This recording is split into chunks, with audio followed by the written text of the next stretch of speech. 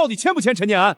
我告诉你，这镇上除了我这儿，没人愿意收你。279分，全班倒数第一，不打工你还想考大学啊？老板，我也想早点挣钱，可一时半会儿也没法毕业。我奶奶最近总忘事儿，我想带她去城里看看，工资能不能先预支给我一些？预支？你做梦呢！包吃包住已经是看在你爷爷的面子上了，签不签？不签滚蛋！签。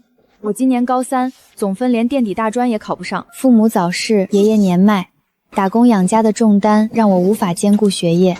安安回来了，快来看奶奶给你找出来什么好东西了。奶奶，您又翻箱倒柜找什么呢？你看，京城大学招账的浆，你7岁那年指着电视机说要考京大，奶奶全都给你留着呢。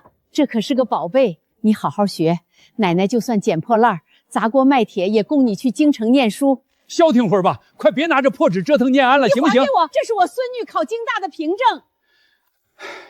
念安啊，别听你奶奶胡说八道。爷爷当年错过了去京大的机会，是我这辈子最大的遗憾。可是念安，爷爷知道你已经尽力了，咱家穷，你又要打工又要上学，我不怪你，去修车厂学门手艺挺好的。爷爷，我行了，啥也别说了，吃饭吧。深夜，我躺在床上，满脑子都是那份修车厂的合同。念安，不好了，快起来！怎么了，爷爷？你奶奶不见了，大半夜的，人能去哪儿啊？奶奶，你在哪儿啊？念安，我刚才看着你奶奶往村口公路那边去了，嘴里还一直念叨着说要去京城接考京大的安安回家。不要，千万不要有事！奶奶，大冷天的，你穿这么少，怎么跑出来了？怎么这么凉？安安不哭。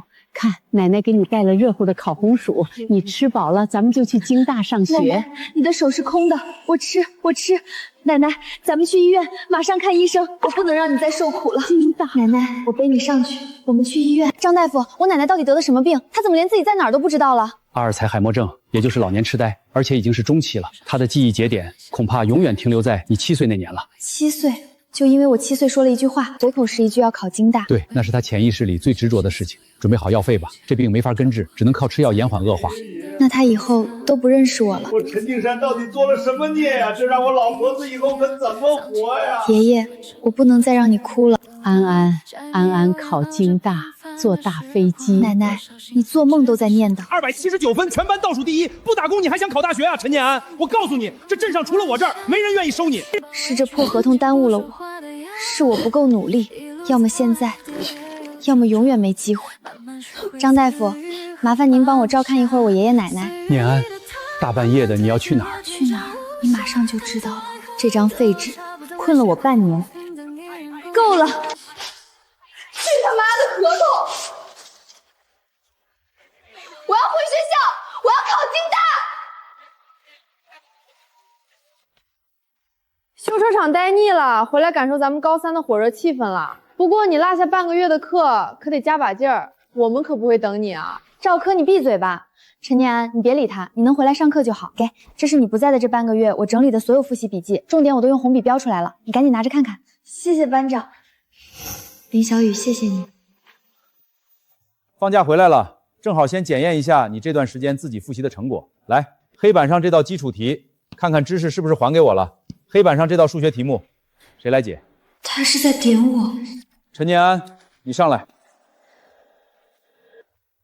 这不是最基础的题吗？安静！陈念安，你等一下来一下办公室。我怎么会连最简单的题都做不出来了？恐怕不只是补课这么简单。连三角式都不会解，陈念安，你脑子里装的都是机油吗？王老师，我想考大学，我想考京大。考京大？你疯了吧？你上次模拟考才279分，离本科线差200多分，拿什么考？拿嘴考吗？拿命考！我奶奶得了老年痴呆，她的记忆全停在我7岁说要考京大的那一年。我不懂，我就从初一课本从头学，别人一天学10个小时，我一天学20个小时。我不怕死在书桌上，我只怕我奶奶闭眼之前等不到我考上京大的那一天。这是我当年高考的笔记，你爷爷当年把所有心血倾注在我身上，但我没那个天赋。现在我把它从今天开始，每天放学后你留下，我亲自从初2的知识点一点一点给你补，底子薄可以补，骨头要是软了，就一辈子站不起来了。听明白没有？听明白了，谢谢王老师。我的书呢？你那堆书占了大半张桌面，我看着碍眼，帮你挪到那上面去了，自己去拿。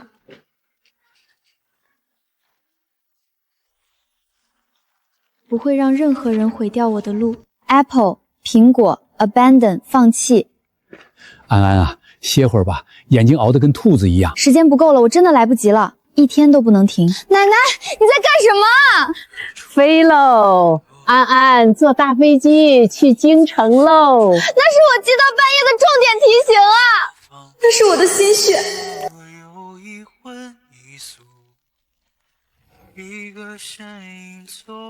你把这个吃了，明天肯定就能考上京大，快吃。奶奶，这已经坏了。哎，那东西坏了几个月了，你奶奶糊涂，你也疯了吗？爷，我不吐，这是奶奶给我留的，就算毒药我也要吃下去。爷爷就算不睡觉，也拿胶水给你一张粘好。以后你在学校拼命，爷爷在家帮你看着你奶奶。谢谢爷爷。坐大飞机去京城。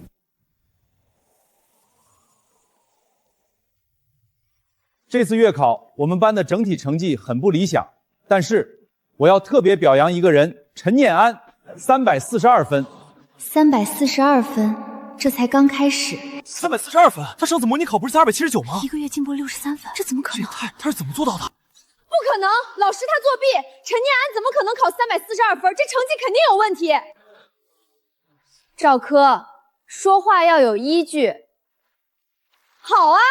你说你没作弊，那你怎么证明？我不怕被质疑，因为我问心无愧。赵科，你给我闭嘴！草稿纸，他这种人能写出什么草稿纸？王老师，您别被他骗了，他肯定是提前偷了答案。赵科，你给我闭嘴！陈念安，把你的草稿纸拿上来，让你们看看。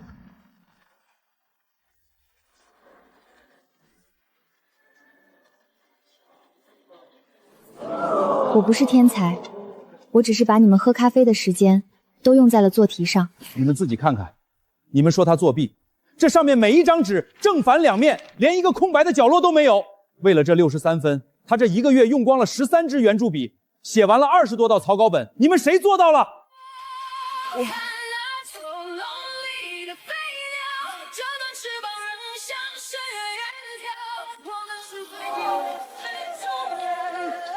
谢谢你们，我终于做到了。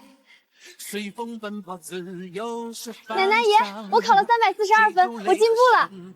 哎呦，我的老天爷呀，342分，这可是大分数啊！考上了，我家安安考上了。奶奶，这只是月考。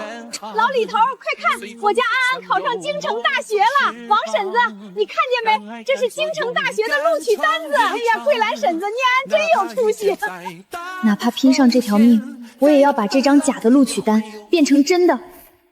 老陈，你老伴的药不能停了，病情恶化的比我想象的快，下个月的特效药要翻倍，你们赶紧准备钱吧。钱？哪里去弄钱？张大夫，这特效药得多少钱一个月呀？至少这个数。老陈，这病耗人又耗钱，你们家这条件，哎，想办法吧。400块，我每个月生活费连50都没有，去哪里弄这400块钱？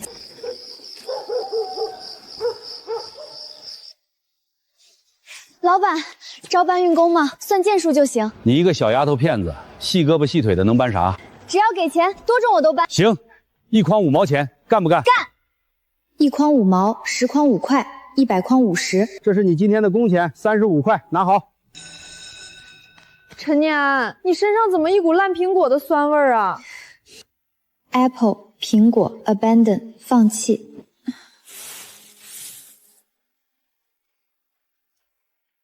这是我这半个月来吃过最好吃的一顿饭。签字。考试是为了检验学习，不是为了让谁当众难堪。我没想羞辱你。我只想知道你是不是真进步了？你以前连基础题都错一大半，一个月提高63分，换成谁不怀疑？王老师都复核过了，算了吧。不能算，怀疑可以，但你可以直接去问王老师，也可以看我的草稿和做题本。你们站这儿干什么？拿出来。我只是想公平比一次。同学之间可以互相促进，但不能围着别人质问，更不能把考试变成羞辱工具。成绩有疑问，老师会复核；学习有差距，回教室解决。公平可以，但输赢不是用来证明谁高谁低。如果我输了，我承认看低了你。王老师，我愿意公开复核。期中考后，我可以拿出草稿、错题和得题思路，大家一起讨论。如果你输了，你不能退学，更不能放弃。我本来就没打算放弃。明天考场见。你们该比的不是谁压过谁，而是谁比昨天的自己更进一步。陈念安，明天我不会让你，我要亲眼看看你63分的进步还能不能继续。我也不会让你。赵柯的膝像一根刺，狠狠扎进了我的心里。要是以前，我可能会怕他，但现在，我只觉得他可悲。真正要命的不是别人的，而是自己内心的软弱。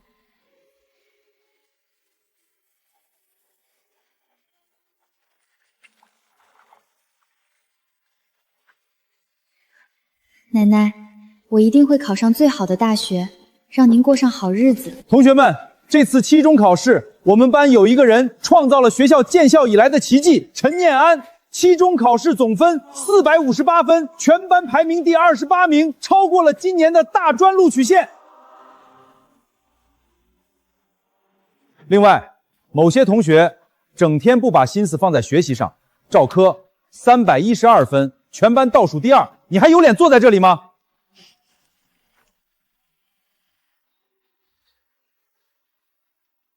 耶！我考了458分，过专科线了。好啊，老家终于出了个能读书的种了。我要让你奶奶每天都能看见，我要让全村人都知道，我孙女能考上大学。第一步，我终于迈出去了。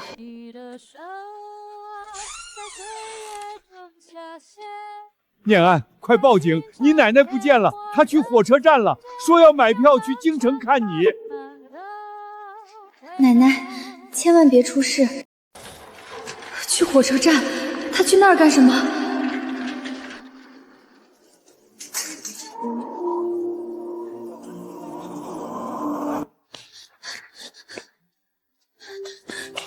奶奶，我找你找得快急死了。安安，你怎么在这儿？安安，快跟奶奶上车，奶奶买到票了，咱们今晚就去京城。奶奶，我还没去京城呢，我还在读高3啊，咱们回家好不好？胡说八道！你7岁就考上京城大学了，你骗我！我要去冷给你送厚衣裳。奶奶，我没骗你，我发誓我一定考上京大。等我拿到了真正的录取通知书，我亲自带你去京城，带你去看纪念门，好不好？不哭，安安不哭，奶奶信你，奶奶等着跟你去纪念门。安安，去京城。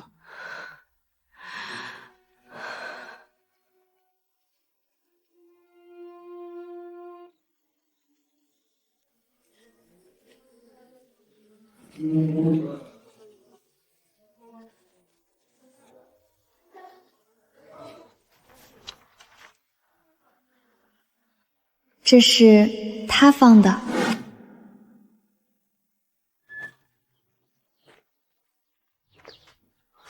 念安，王老师说有事找你。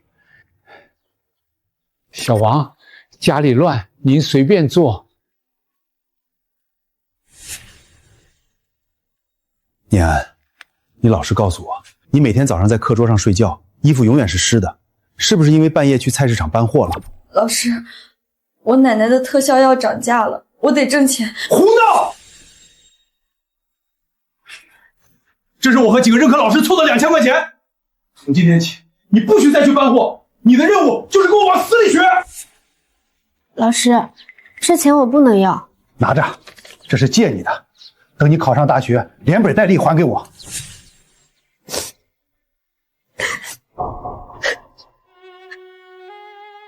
回到学校，高3一轮复习正式开始。我的基础太薄弱，我看着满卷子的红叉，烦躁地抓着头发。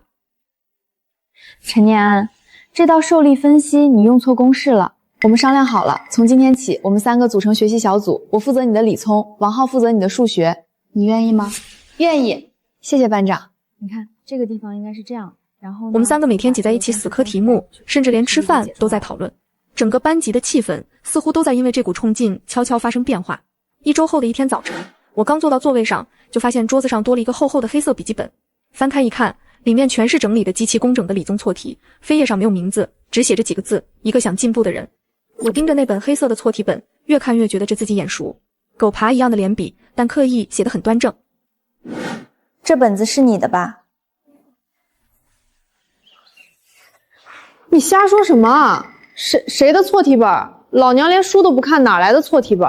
公式抄得很全，重点还用红笔标了。还有，你想借我的化学笔记看，直接说就行，不用偷偷摸摸的趁我不在来翻。我们学习小组还差个位置，来不来？谁稀罕跟你们一起学？老娘才不想考大学。下午放学我在教室等你，不来算你怂。那天下午放学后，我、林小雨和王浩正在讨论数学压轴题。那什么，这道题我只看懂了一半，你们谁给我讲讲？笑什么笑？我那是看陈念安可怜，给他个面子。赵科梗着脖子吼道，耳朵却红透了。晚上10点，我拖着疲惫的身体回到家，刚推开院门，一股浓郁的肉香味扑面而来。安安回来啦，快洗手吃饭。安安瘦了，等你考上京大，奶奶天天给你做红烧肉。我呆呆地站在院子里，看着端着红烧肉的奶奶，手里的书包啪嗒一声掉在地上。奶奶，你清醒了？啥瞎说啥呢？奶奶又没糊涂。奶奶笑着把我拉到桌边，快吃。这几天我看你天天熬夜，心疼死我了。别把自己逼得太紧，考不上也没事儿，奶奶只要你健健康康的。奶奶，好吃，特别好吃。我拼命扒着饭，不敢抬头，生怕这一刻的清醒只是一个转瞬即逝的梦。事实上，它确实是个梦。第二天早上，奶奶又回到了那个只记得安安要考京大的状态，满院子找她的招生简章。但这短暂的清醒，像是一剂强心针，狠狠扎进了我的身体里。2个月后，高3第一次模拟考，王建国老师抱着成绩单走进教室的时候，走路都带着风。同学们，今天我只宣布一个人的成绩。陈建安，一测总分521分，超过本科线15分。我操，牛安子！陈建安，你用半年的时间创造了奇迹。我看着黑板上的分数，手心全是汗。从279到521，我熬过来了。放学后，林小雨突然叫住了我，把我拉到了操场角落。陈念安，你能帮我个忙吗？林小雨低着头，眼眶微红。我想考京城美术学院，可是我爸妈都是古板的老师，他们觉得学美术是不务正业，死活不同意。我不知道该怎么办了。你想考京美？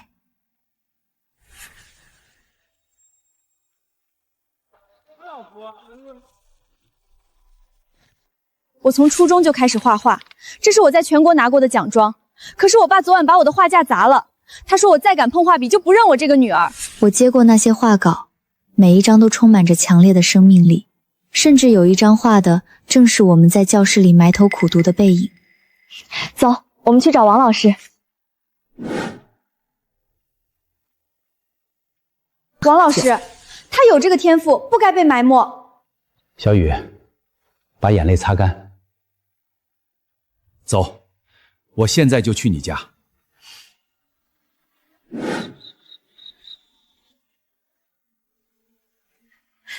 我爸妈同意了。王老师给他们立了军令状，保证我的文化课绝对不会落下。陈念安，谢谢你。谢什么？我们是一条战壕的战友。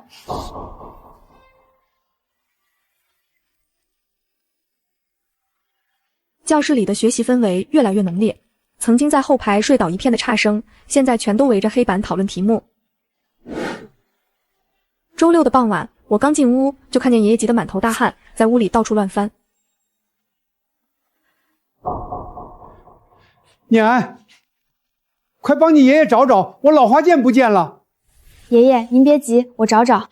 安安，你过来，安安，快拿着，这是京大的眼镜，只有你能戴。这不在这儿呢吗？哎，爷爷。哎呀，你看我这脑子。我哭笑不得，把眼镜还给了爷爷，但爷爷不知道的是，我在背后偷偷有了一个计划。爷，看谁来了！爷爷，祝您生日快乐！哎呀，这咋来这么多客人？快进屋，快进屋！爷爷，这是我给您画的画像。好，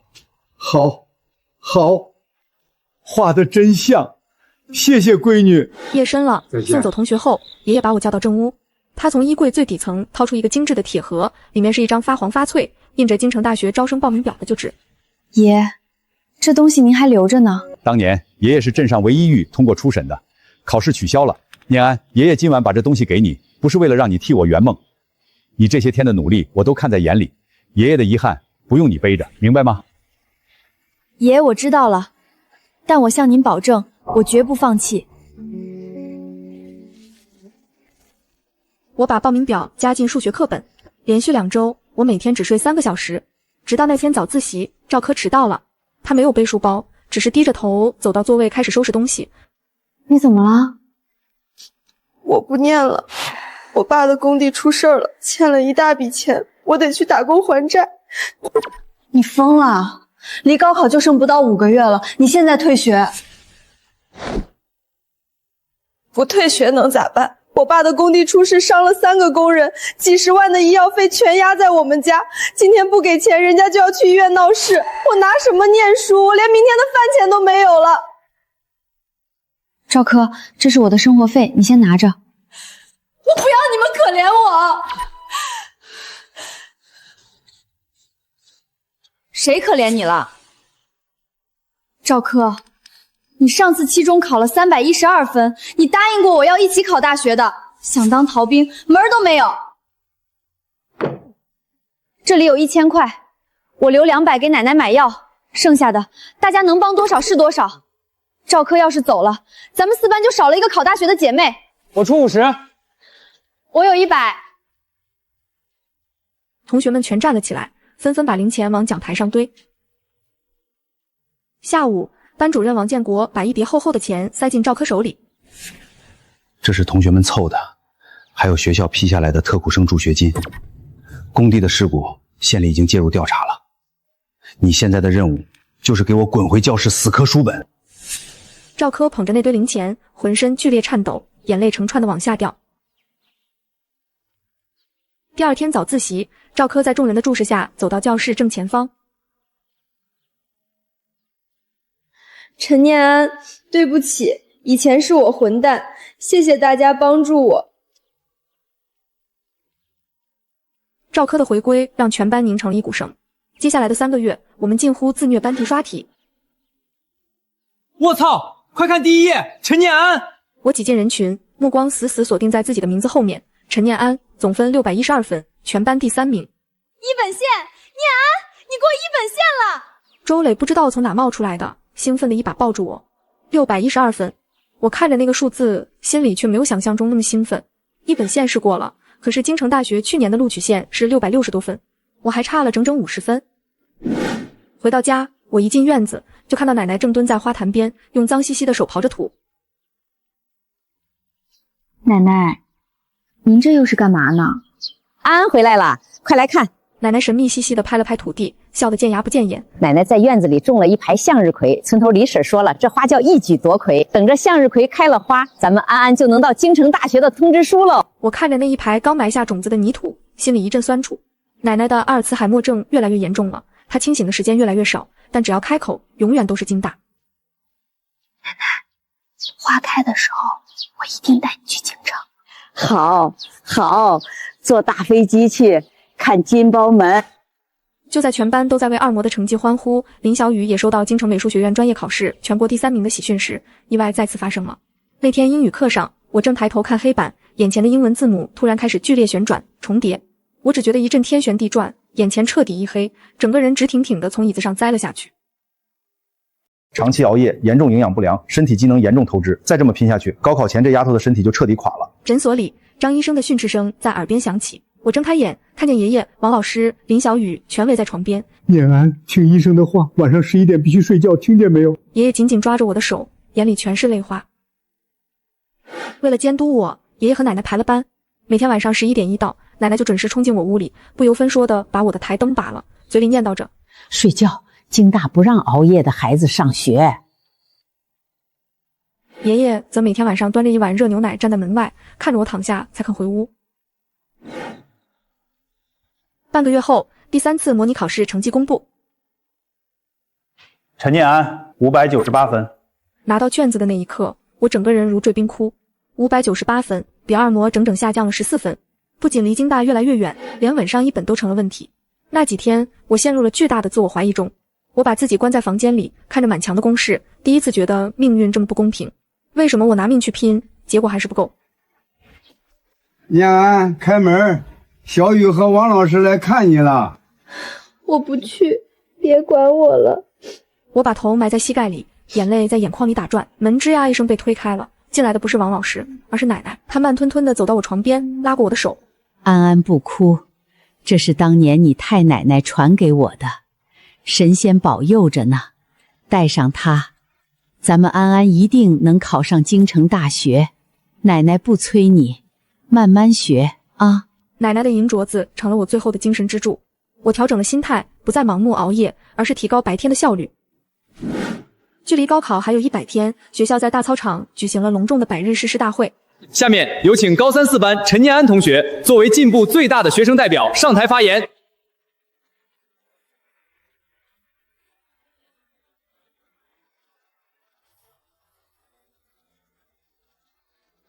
半年前我考279分，所有人都让我认命，说女娃子读不好书，说老陈家没有读书的种。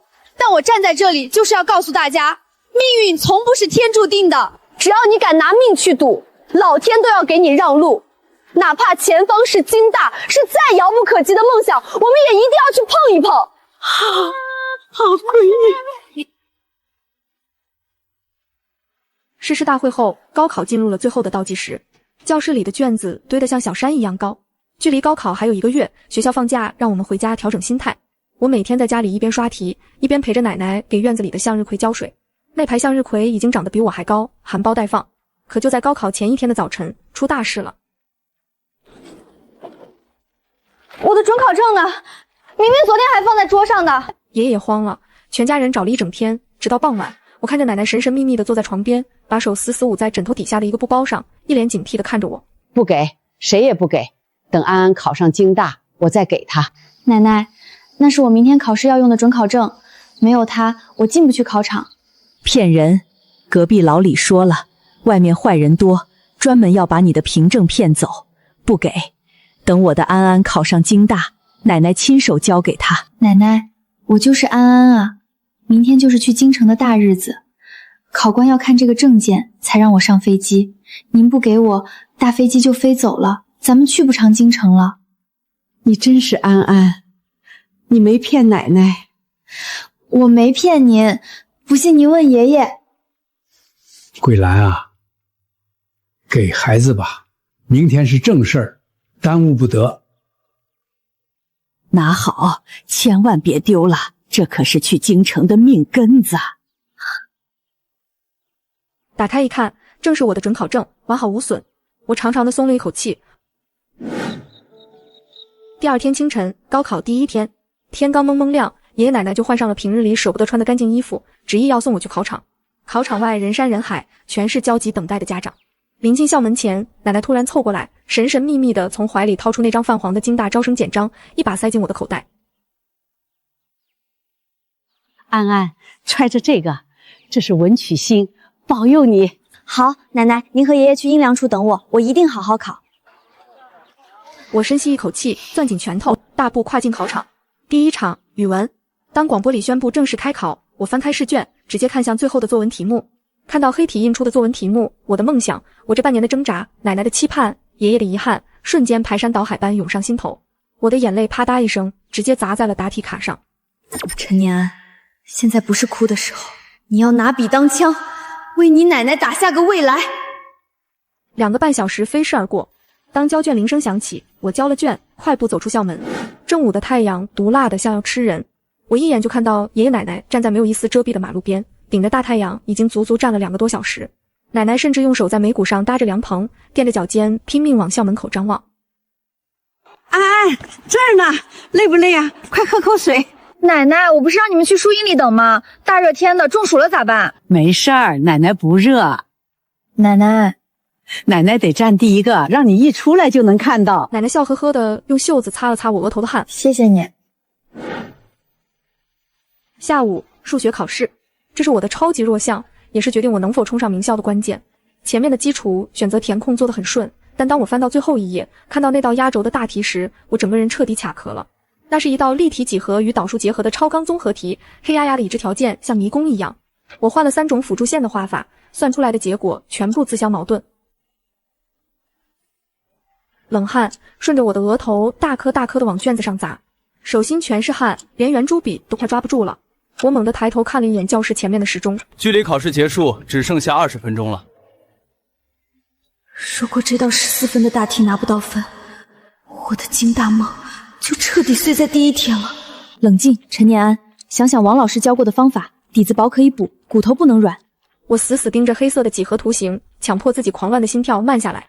当分针指向最后5分钟时，我的目光突然落在了题目中一个极不起眼的特殊已知条件上。等等，这个奇偶性的限制，不是王老师那本牛皮纸笔记里专门提过的特值代入法变形吗？脑子里仿佛有一道闪电瞬间劈过，原本一团乱麻的线索，在这一刻啪嗒一声连成了一条线。陈念安，快写，再快点！我近乎疯狂地抓起笔，在草稿纸上飞快地演算起来。1秒、2秒，数字和符号在我的笔尖下疯狂跳动，发出刺耳的摩擦声。我在心里歇斯底里的呐喊，距离考试结束还有最后1分钟。所有人立即停笔，双手放在桌上。在最后1秒，我重重地写下了最后一个终极答案。我啪的一声放下笔，整个人瘫软在椅背上，后背早就被汗水完全湿透了。这道题我到底算对了吗？接下来的理综和英语考试，我发挥得异常顺利。当最后一场英语考试的结束铃声响起，我知道我这半年的拼命终于交卷了。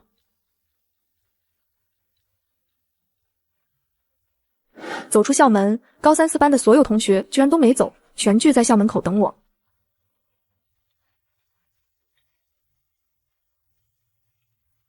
安子，这儿！大家抱在一起，哭着、笑着、大喊着，不知道是谁先带的头，无数的课本、复习资料像漫天白雪一样被狠狠扔向天空。林小雨看着满天的纸片，眼里闪烁着泪光。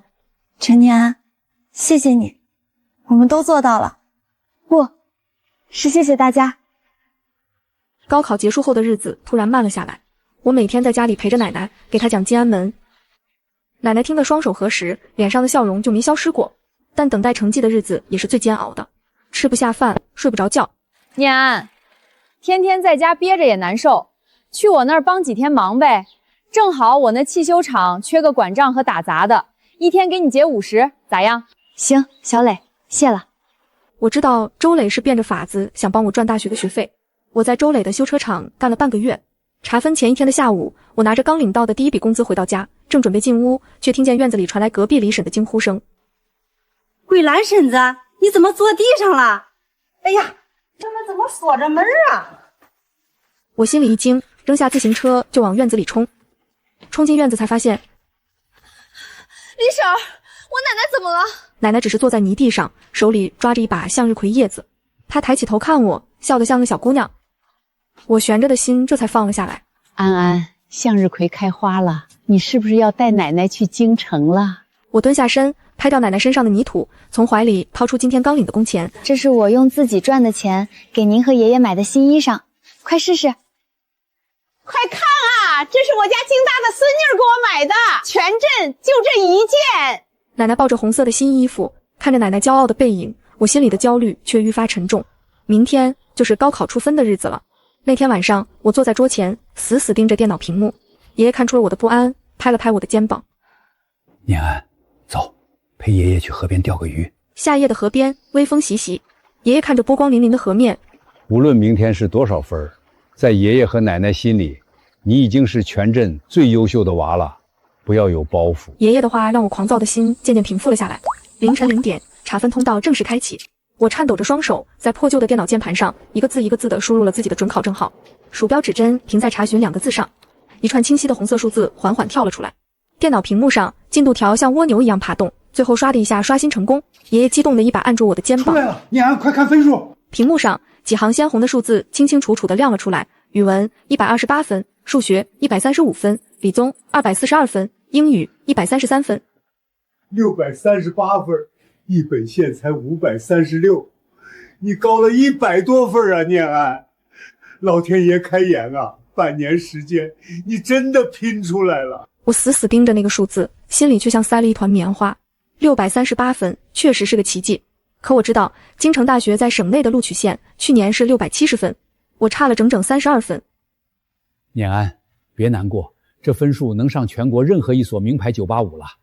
爷，我没事儿，真的，我已经尽力了，不后悔。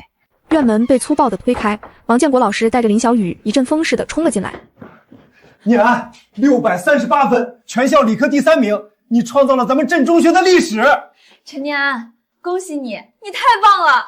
就在全屋人都陷入狂欢的时候，里屋的帘子掀开了，奶奶端着一盘切好的西瓜，她看着满屋子的人，眼神里写满了期待。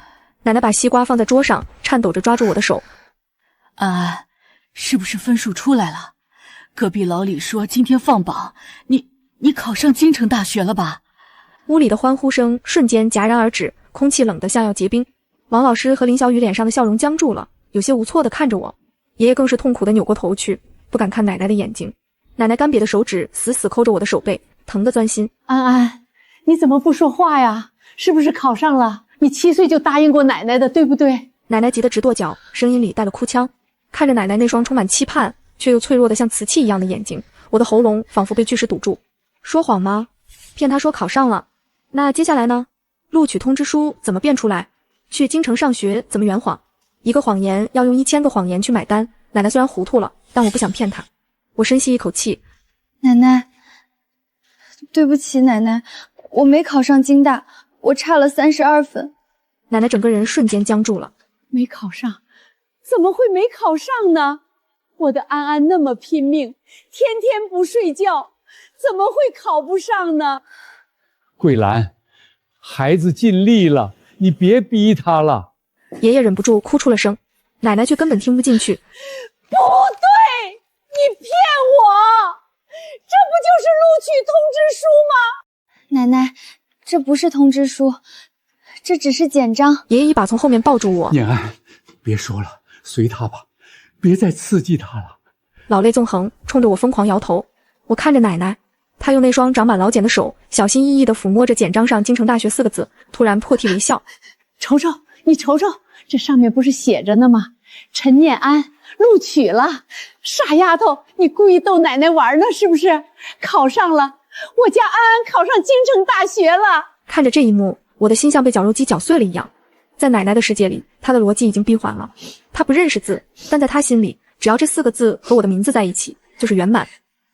对，奶奶，我逗您玩呢。我考上了，我是您的骄傲。我们去京城，去金瞻门。哎，这就对了嘛，去金瞻门看大生皮。1周后填报志愿。念安，你的分数很稳，华理工、南大、厦大这些顶尖的985你随便挑，去外面的世界看看吧。轻轻握住了鼠标。你要报蜀师范大学，还选了汉语言文学专业，你疯了！638分去读个省术重点师范，你这是把自己的前途往火坑里推。王老师，我想好了，我留下来，能一边读书一边照顾我奶奶。我走了，我爷一个人撑不住。胡闹，这是你一辈子的大事。王建国气得直拍桌子。你可以把你奶奶带去外地读大学啊。我苦笑了一声。带去外地？她现在的身体连坐大巴车都吐，怎么去外地？而且王老师，我想当个乡村教师，像我爷爷当年一样，留在这个镇上教书育人。我觉得女孩子站在这3尺讲台上不丢人。爷爷扶着门框走进来，那双浑浊的眼里满是欣慰。他走到王建国面前，深深鞠了一躬。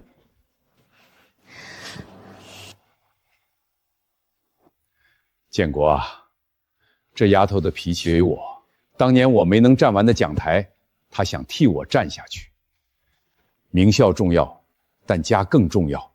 我支持念安。王建国看着我们爷孙俩，举起的手颤抖了半天，最后长长的叹了一口气。作孽呀！你们老陈家真是一窝子硬骨头。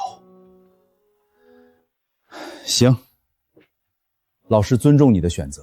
8月中旬的下午，烈日炎炎，村口的邮递员骑着大洋摩托，一路按着震天响的喇叭冲进了我家院子，手里挥舞着一个特快专递，扯着嗓子大喊：“陈建安，你的录取通知书到了！”我快步冲出院子，刺啦一声撕开，暗红色的外壳上赫然印着8个烫金大字：省属师范大学录取通知书。通知书到了！奶奶不知道从哪儿一阵风似的窜了出来，一把夺过我手里的通知书。我就说嘛，京城大学的通知书，他肯定会来的。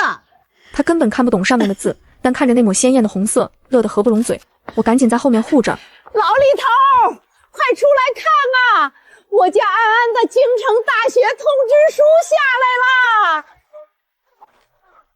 哎呀，桂兰婶子，念安真有出息啊，全镇第1个京大生吧？那可不，以后念安当了大官，可别忘了我们啊！巷子里，乡亲们纷纷围了过来。下午，我拿着通知书，一个人走进了村头那座废弃多年的乡村小学。这里杂草丛生，破旧的黑板上还残留着半个世纪前的粉笔印。我站在当年爷爷站过的讲台上，阳光透过破损的窗户洒在桌椅上，激起一片金色的尘埃。小女孩突然绞着手指，怯生生地说：“我听村里人说，你是考上京大的大姐姐，你以后能不能教我读书啊？大姐姐，你真的是京大毕业的吗？”扎着羊角辫的小女孩扒着门框，眨着眼看我。我蹲下身，我现在还不是，但我以后一定会回来教你们。那你能教我们写字和画画吗？村里好久没有新老师了，大家都去镇上上学，可是我家没钱。小女孩低下头，绞着手指。我的心被狠狠触动了。留在大城市固然耀眼，但留在这里，成为这些大山孩子的引路人，同样能活成一束光。这是爷爷当年的执念，现在它变成了我的选择。姐姐向你保证，一定回来教你。回到家，一推开门，就看见班主任王建国老师正和爷爷坐在院里。王老师手里拿着一份红头文件。王老师，出什么事了吗？念安，县教育局刚出了个定向乡村教师的政策，报本地师范，毕业直接回乡任教，免学费还有补贴，但这意味着你这辈子可能都要留在这个穷镇上了。爷爷看着我没说话，但我能看到他眼里闪烁的泪光。你真的想好了吗？我笑了开来，语气坚定。王老师，我想好了，这就是我要走的路。王建国愣了半晌，最后狠狠拍了我的肩膀一下。好丫头，不愧是陈敬山的孙女儿。走，今晚班里聚会就差你了。我们赶到镇上的小饭馆时，高3、4班的同学们已经闹成了一片。赵科正喝着啤酒，一看到我进来，突然红着眼眶冲过来，一把搂住我的脖子，大着舌头说：“陈静安，你终于来了！今晚你不跟我喝个痛快，老娘跟你没完！”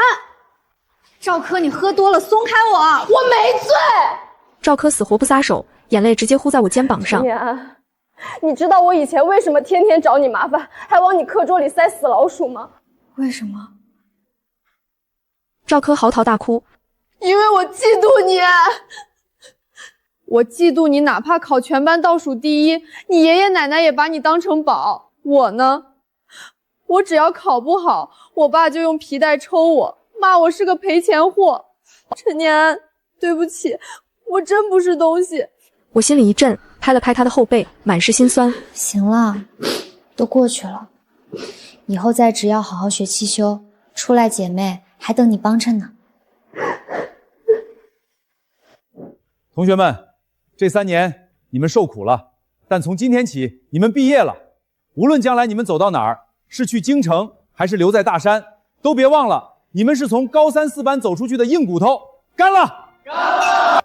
陈念安，你真的决定留下来读省市师范了吗？留下来方便照顾我奶奶，而且我想当个乡村老师。你呢？去京城的行李收拾好了吗？收拾好了，陈念安。其实我一直有个秘密想告诉你。他话还没说完，火车站的方向突然传来一声刺耳的鸣笛声。算了，等我到京城再告诉你。明天别来送我了。明天别来送我了。林小雨的话还在耳边回响，可第二天一早，我还是和周磊、赵科一起准时站在了火车站的月台上。林小雨推着巨大的行李箱，看到我们那一刻，她的眼眶瞬间就红了。不是说了不让你们来吗？那哪行啊，班长，你可是去京城读名牌大学，咱们4班的骄傲，不送送你，我们还是姐妹嘛。拿着，去大城市花销大，这是咱们几个的一点心意。谢谢你们。京城路远，带着路上吃。还有，我在家乡会好好努力的，你答应过我的，在京城等我带奶奶去看金宫门，不许反悔。绝不反悔，拉钩。拉钩。列车进站的轰鸣声掩盖了一切。林小雨上了车，站在车窗前拼命朝我们挥手。念安，我在京城等你，你一定要带奶奶来啊！放心吧。念安，你看那儿，那是不是林小雨刚才掉下来的东西？我走过去捡起来，那是一本素描本，翻开第1页，上面画着一个少女在路灯下背单词的背影，而在画纸的右下角写着一行娟秀的小字。看清那行字后，我的大脑嗡的一声。陈念安，你才是照亮我梦想的那束光。大城市再繁华，也没有你在路灯下背单词的背影耀眼。我们在不同的讲台和画板前，做一辈子的灵魂战友。我死死攥着素描本，心里五味杂陈。林小雨，谢谢你，等我把家里的事情安顿好，我一定去京城找你。转年到了开学前一天晚上，屋里微弱的灯光下，奶奶正低着头，用粗糙的针线一下一下缝着一个崭新的帆布书包。奶奶，您别缝了，现在大学里发书包什么都有，你眼睛不好，快歇着吧。那哪行，这是奶奶给你缝的书包，你上大学就得背着它。我喉咙发紧，眼泪差点掉下来。在他的记忆里，我明天是要坐大飞机去京城上京大的。爷爷锁在门边的椅子上，颤抖着从怀里掏出一支已经掉光了漆的英雄牌老钢笔，郑重地放在我手心里。念安，拿着。这是当年爷爷当乡村老师时县里发的先进个人奖章，这支笔爷爷用了大半辈子，现在交给你，到了师范好好学，老陈家的讲台以后就交给你了。爷，您放心，我绝不给您丢脸。我紧紧握着那支冰冷却沉甸甸的钢笔。那一夜，奶奶坐在我床边，轻轻拍着我，用沙哑的声音给我唱了一整夜跑调的摇篮曲。第二天一早，阳光洒进屋里，我背上行李，准备出发去省属师范大学报到。奶奶，爷，我走了啊！我冲着堂屋大喊。爷爷揉着眼睛走出来，有些疑惑地看着我。念安，你奶奶呢？一大早人就不见了。我心里咯噔一下，赶忙冲进奶奶的房间，只见房间里乱七八糟，衣柜被翻得底朝天。而最让我崩溃的是，奶奶平日里视若生命，藏在枕头底下的那张泛黄的京城大学招生简章，此时竟然被撕得粉碎。我急得冷汗直流，扔下行李就往院子外面冲。念安，快去村口，你奶奶在村口石碑那儿呢。我疯了一样跑到村口，远远的就看见奶奶一个人孤零零地站在村口的大槐树下。她穿着那天我给她买的红色新衣服，手里死死抱着一个保温杯和2个刚煮好的热鸡蛋。奶奶，大清早的您怎么跑这儿来了？吓死我了！陈老师，你快走，去京城的大客车马上就要开过来了，你别耽误了给娃们上课。奶奶，你叫我什么？你是陈老师啊，考上京大的陈老师。我家安安去京城当大老师了，要教好多学生考京大呢。你快上车，别迟到了。看着眼前的奶奶，我终于明白，那张撕碎的照车满章是因为在她模糊的记忆里，我已经完成了使命，成为了一名真正的京大老师。哎，陈老师听您的，这就上车。开学后，大学生活拉开了序幕。我一边拼命攻读汉语言文学专业，一边加入了学校的乡村支教协会。每个周末，我都会坐2个小时的公交车赶回家，陪爷爷劈柴，陪奶奶在院子里看长得高高的向日葵。转眼4年时间飞逝而过。毕业那天，省城的一所重点中学看中了我的成绩，开出了年薪10万的优厚条件，希望我留下来。我没有犹豫，直接拒绝了，坐上了回乡的班车。当我拿着3方协议走进镇中学的校长办公室时，老校长看着我，递过来一本厚厚的账本。陈老师，欢迎回家。不过在签合同前，有件事我觉得必须要告诉你。这4年里，每个月都有人往你爷爷的账户上汇款500块钱，备注是奶奶的医药费，寄信地址是京城。校长，这票和账本是小雨寄来的。除了厉小雨，还能有谁？这丫头，当年去京城上学的时候，就跟我死死打听过你家里的情况。他说，你为了守着这个家，守着生病的奶奶，连名校的前途都放下了。我心里翻江倒海，捏着车票一路狂奔回家。爷，小雨给我们寄了去京城的车票，他让我们去京城。去京城？念安，你明天不是要去镇中学正式报到了吗？这怎么去啊？我和老校长请了3天假。我蹲在奶奶身边，轻轻握住她正在摆弄纸飞机的那双手。奶奶，咱们去京城，去看金安门，去你要去的京城大学。当晚，我和爷爷带着奶奶坐上了开往京城的绿皮火车，30多个小时的硬座，换做平时奶奶早就闹腾了，可这一路上她却异常的安静。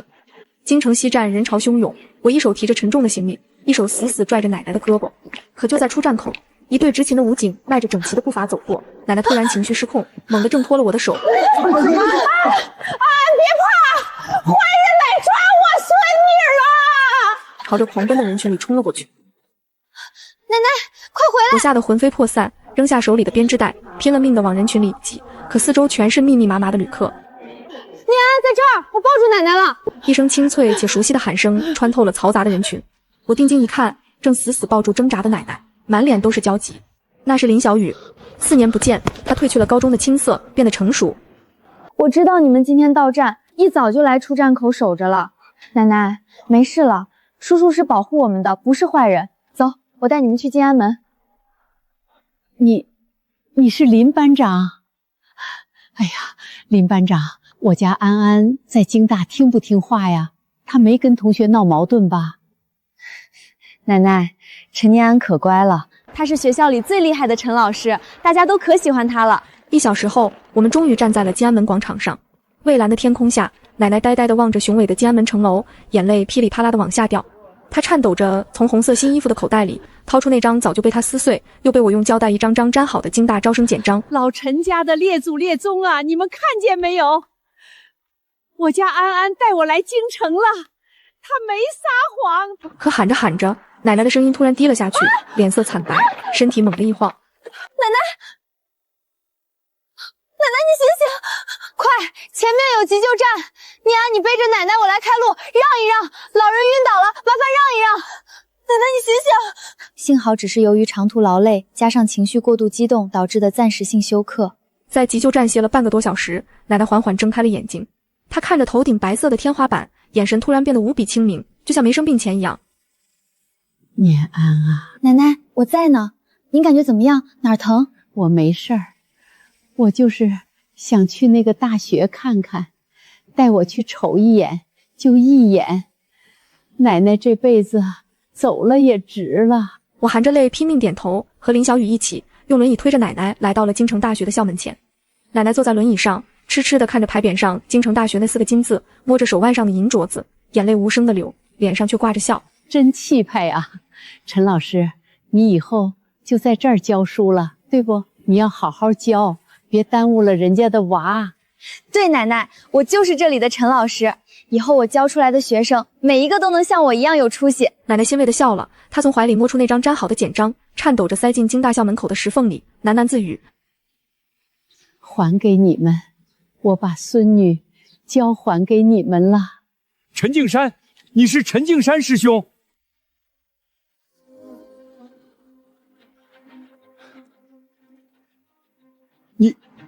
你是高晓明？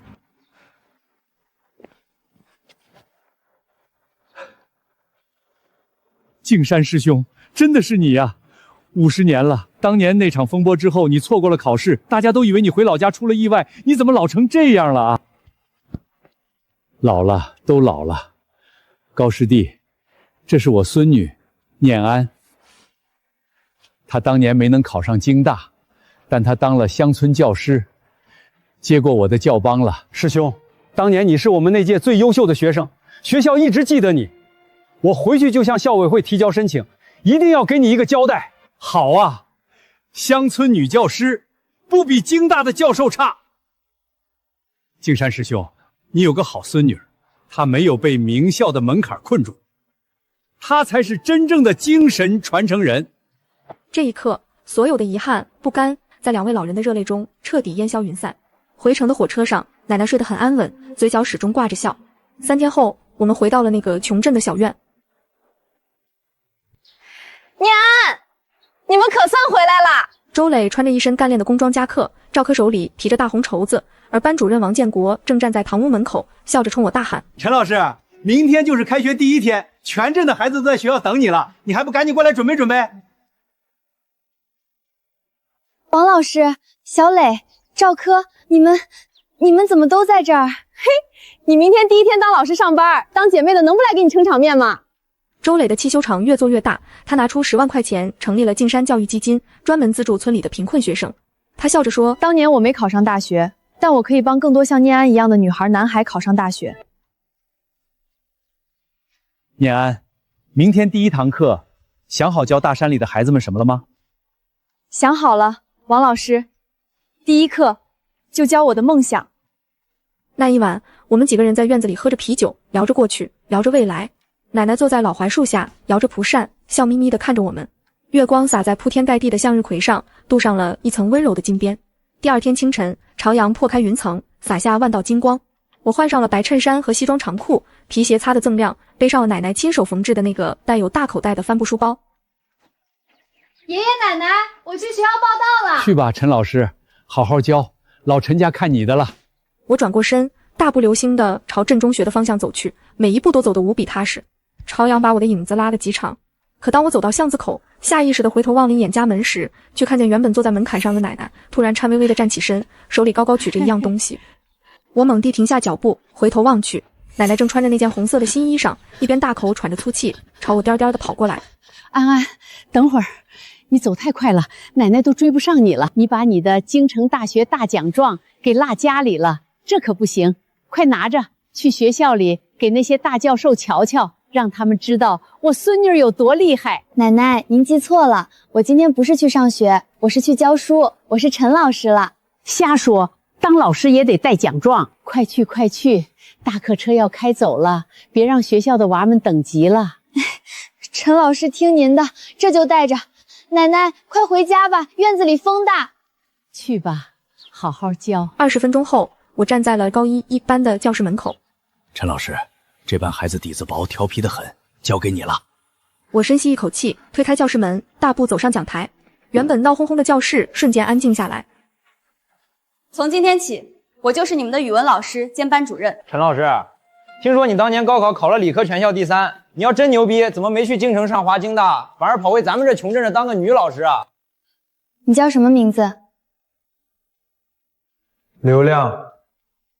刘亮，那我问你，你觉得读大学是为了什么？考清华京大又是为了什么？那还用问？考名校，去大城市，赚大钱，当大官呗。留在这种连个网吧都没有的穷镇上，能有什么出息？我冷笑了一声，转身走回讲台。睁大你们的眼睛看看，这是我当年的高考分数，638分。这个分数当年足够我去读外省任何一所顶尖的985名校，但我放弃了，我报了省的重点师范，回到了这里。你们知道是为什么吗？因为我当年和你们一样，甚至比你们更烂。我高3模拟考只考了279分，全班倒数第1，所有人都让我一个女孩子认命去修车，是一个个乡村老师把我从泥潭里拽出来的。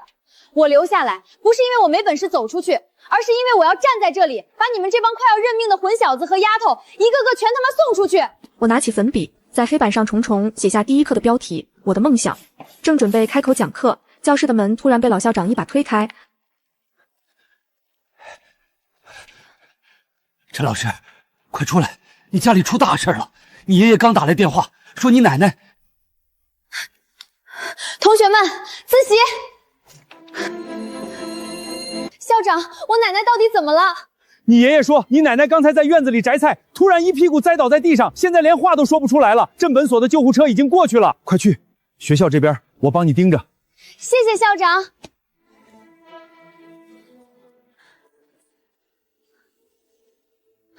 爷，我奶奶怎么样了？念安啊，医生说你奶奶的阿尔兹海默症到了晚期，引起了脑部并发症。这次怕是挺不过去了，让你做个心理准备。张大夫，求求你救救我奶奶！念安，快起来！我们尽力了，人现在醒了，但这是回光返照。去见他最后一面吧，他一直在念叨你的名字。安安，安安，奶奶，我在呢，安安在这儿呢。傻丫头，奶奶其实早就知道你没考上京大，奶奶一直在陪你演戏呢。奶奶，您说什么？4年前你查出分数那天，你在屋里哭，奶奶在窗户底下都听见了。你考了638分，离京大差了30几分。奶奶，傻丫头，奶奶有时候明白你没考上，但奶奶更愿意相信你考上了。奶奶不想让你难受，我的安安为了让我高兴，心都要累碎了。奶奶就想着，哪怕我天天犯糊涂，我也要天天念叨京大。只有我是糊涂的，我的安安才不会觉得对不起奶奶。老太婆，你瞒得我好苦啊！我的眼泪彻底把视线模糊了。原来这4年来，根本不是我用谎言守护了奶奶的梦，而是奶奶用她最深沉、最决绝的母爱，配合着我的谎言，守护了我那可怜的自尊心。手镯戴好，神仙保佑着呢。咱们坐飞机去京城看金岩门喽。奶奶，你别离开我。半个月后，奶奶的葬礼办完了，我整个人瘦了一大圈，神色憔悴地回到学校。当我推开高一班教室门准备上课时，却发现原本整洁的教室里50个座位全部空无一人，连讲台上的课本都不见了，只有黑板上写着几行巨大的粉笔字。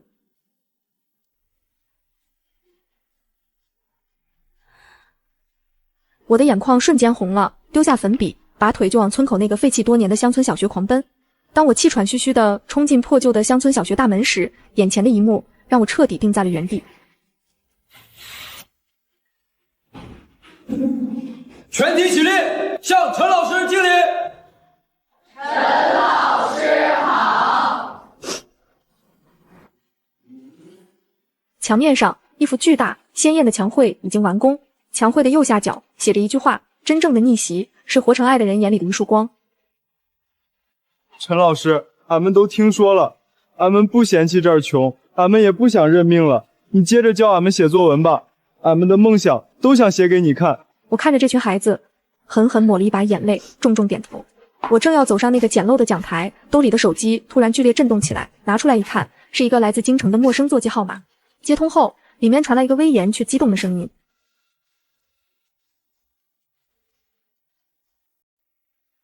喂，请问是陈念安老师吗？我是陈念安，请问您是？我是京城大学校务委员会的高晓明教授，前几天向学校正式提交了关于你爷爷陈敬山先生当年的历史档案，经过校委会一致研究决定，特向陈敬山先生颁发荣誉校友证书，并补发当年因时代风波错过的那封录取致敬信。另外，鉴于你在乡村教育上的突出表现，学校诚挚邀请你下个月来京大参加全国乡村教师创新论坛。谢谢您，我们一定准时到。挂了电话，我疯了一样冲进院子，扑通一声跪在爷爷面前。爷，听见了吗？京大给您发荣誉校友证书了，高教授帮您把当年的名字正过来了。他颤巍巍地接过手机，贴在耳朵上，听着里面传来的忙音，眼眶红透。老太婆呀，你听见没有啊？50年了，京大没忘了我，咱孙女也没给咱丢脸啊！爷爷，这是您应得的，陈家的执念今天彻底圆满了。念安牛逼，陈老师牛逼！奶奶，您看到了吗？我们没有撒谎，爷爷的京大梦真的圆满了。陈老师，不好了，镇中学的李主任带人把咱们老学校大门给锁了，说咱们这是非法集会，还要给你撤职处分。非法集会，还要给我处分？走，看谁敢动我姐妹的讲台！都别冲动，我和你们一起去，看看老李到底想干什么。李主任，你这是干什么？陈念安，你还有没有点组织纪律了？你第一天报道不留在镇中学上课，带着全班学生跑到这鸟不拉屎的破地方搞什么鬼？老校长糊涂由着你，我可不答应，立刻带学生跟我回去。李主任，老学校虽然废弃了，但这里的地契和房屋产权，当年我爷爷一直留着。我今天的第一课就在这儿上，出任何问题，我陈念安一个人担着。我们就在这儿上，哪儿都不去，烦了你们了。老李，让他们上吧。县教育局刚刚批复，这里正式挂牌成为镇中学乡村教育实验基地。陈念安老师是这里的全权负责人。李主任看着文件上的红公章，灰溜溜的离开了。我整理了一下衣服，缓缓走上那个用砖头垫起的简易讲台。我拿起粉笔，准备讲出第一句课文。陈老师，你手腕上的银镯子是京城大学发的奖品吗？这不是京大的奖品，这是我奶奶留给我的，是这世界上最珍贵的勋章。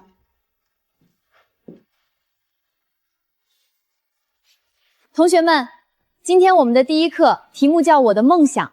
在讲课前，我想先给你们讲一个故事，一个279分的茶生怎么在半年的时间里用命填进课桌，最后考了638分的故事。我告诉你们这些不是为了炫耀，我是想让你们知道，名校的录取通知书固然耀眼，但那不是人生的唯一终点。真正的逆袭是当你有能力走出大山时，你选择回过头，成为照亮别人的那束光。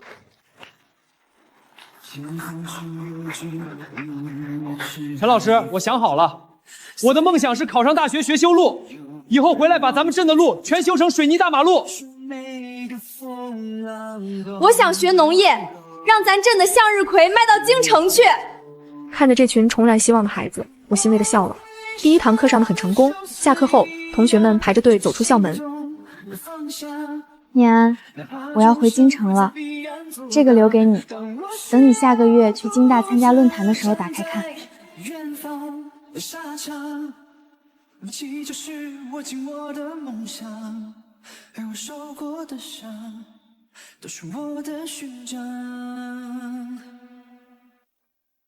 念安，你在大山里播种，我在京城为你见证，我们顶峰相见，下个月京大见。转眼1个月过去，我去京城参加了全国乡村教师创新论坛。在京大的讲台上，我穿着板正的西装，背着奶奶缝的帆布包，面对着台下上千名教育界的专家和教授，侃侃而谈。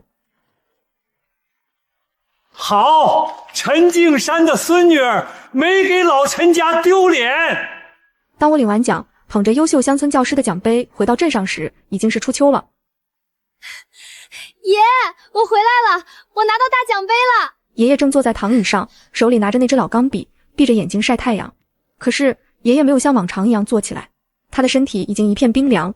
桌上端端正正地摆着那本京大补发的荣誉校友证书，还有我和奶奶的合影。爷爷走了，走得毫无痛苦，走得无比圆满。办完爷爷的葬礼，我一个人坐在空荡荡的院子里。陈老师，爷爷奶奶走了，以后俺们就是你的家人。我站起身，快步走过去。傻孩子，老师哪儿都不去。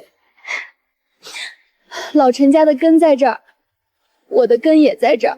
3年后，清晨的阳光洒在全新的径山乡村学校教学楼上，朗朗的读书声响彻山谷。陈老师，我考上了，我没给咱乡村学校丢脸。好小子！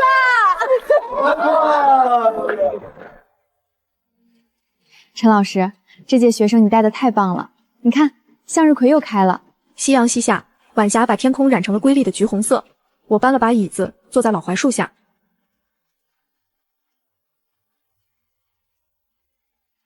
奶奶、爷，你们看见了吗？老陈家的向日葵不仅在咱院里开了，还在大山里开成了一片金色的海洋。真正的逆袭，从来不是成为别人期待的样子，而是为了爱的人活成一束光。夕阳将少女的影子拉得极长，她身旁站着此生最好的知己，眼前是成群欢笑的孩子，而远处的山坡上，漫山遍野的向日葵正对着夕阳，热烈而骄傲地绽放。